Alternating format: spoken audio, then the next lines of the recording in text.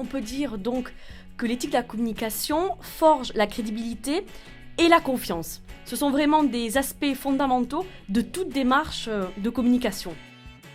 3 aspects de l'éthique sont indispensables: l'authenticité, la confiance et la responsabilité. Nous pouvons noter quelques limites à l'éthique en communication. Si par exemple une entreprise souhaite faire preuve d'éthique en mettant en place des codes de bonne conduite, par exemple, il faut les respecter. Ou sinon, l'entreprise manque de crédibilité aux yeux du public. Il faut également que les règles éthiques soient codifiées, c'est-à-dire il faut que ces règles soient spécifiques aux besoins et à la nature de l'entreprise.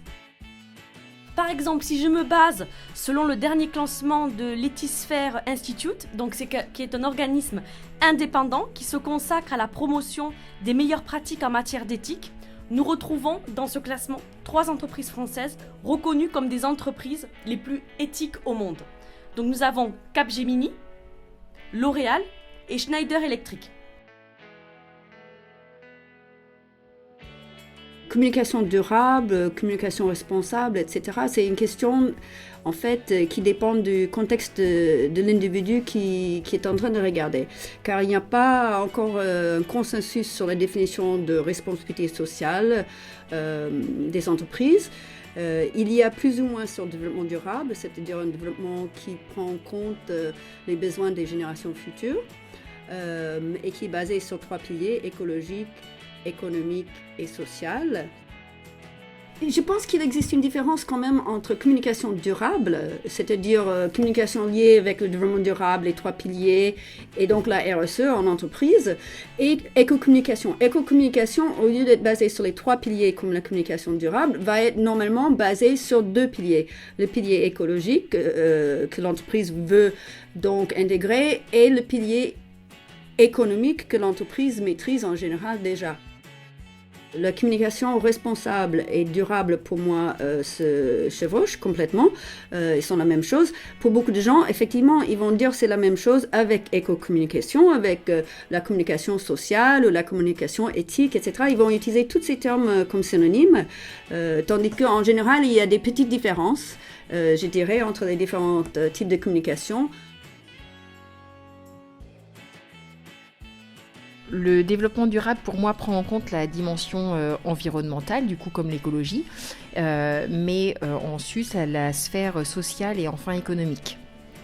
C'est cette synergie, justement, et cette interaction entre ces différentes sphères qui permet un processus à long terme au bénéfice des générations futures, mais qui demande effectivement, du coup, un changement de perspective et certainement de méthode également au quotidien.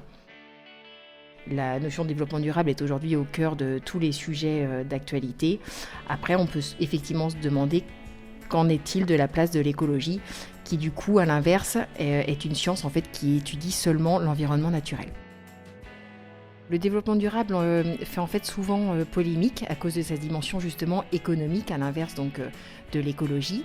Les objectifs économiques sont souvent contradictoires avec la notion du coup de durabilité dont on a parlé un instant.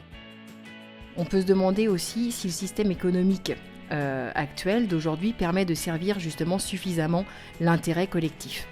Les entreprises aujourd'hui valorisent de plus en plus les valeurs de RSE, donc j'entends par RSE, responsabilité sociétale des entreprises.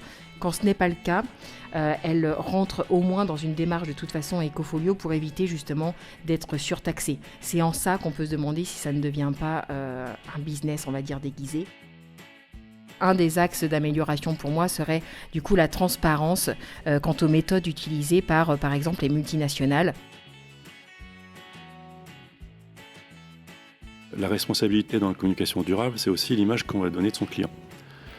Et là, on passe vraiment sur une autre thématique, c'est que aujourd'hui, il n'y a quasiment plus aucune communication qui soit efficace dans le mensonge ou dans la manipulation, autre que le court terme.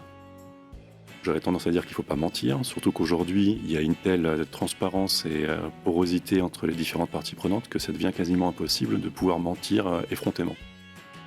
Si on ne fait pas une communication qui se veut durable dans le temps, ça veut dire qu'on va nuire à la réputation de la personne dont on fait la communication. Et ça, c'est plus possible aujourd'hui. La confiance, elle est indispensable. Elle est indispensable dans la communication qu'on va monter, mais effectivement également avec les les personnes avec qui on travaille, confiance avec les prestataires et confiance avec le client. C'est aussi la clarté sur ce que moi je marge et sur ce que je leur offre. Ça aussi, c'est une forme de transparence qui me semble assez importante et qui permet d'instaurer la confiance.